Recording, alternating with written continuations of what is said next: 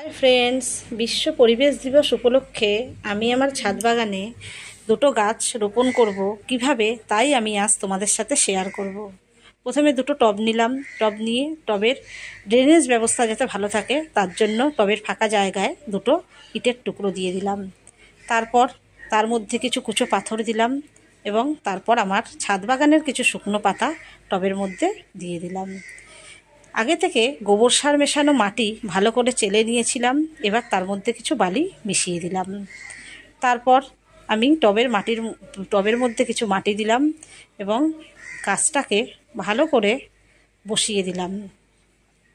এবার টবের চারিদিক দিয়ে ভালো করে মাটি দিয়ে দিলাম, টব ভর্তি করে মাটি দিয়ে দিলাম এবং পরের গাছটাও আমি ঠিক এইভাবেই লাগিয়ে দেব।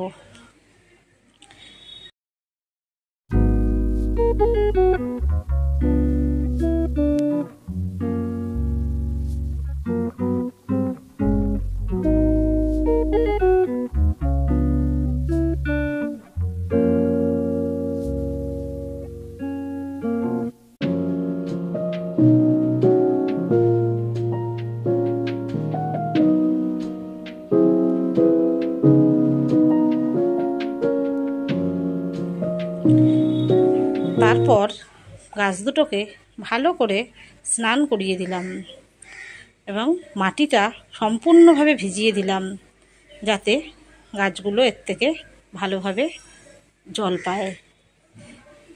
এবার আমি এই গাছ দুটোকে নিয়ে শেডের তলায় রেখে দিলাম 4-5 দিনের জন্য।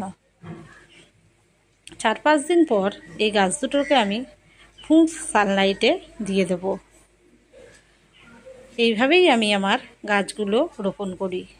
তোমাদের যদি ভালো লেগে থাকে একটা লাইক করো আর অবশ্যই শেয়ার করে দিও আর কমেন্টে আমাকে জানিও।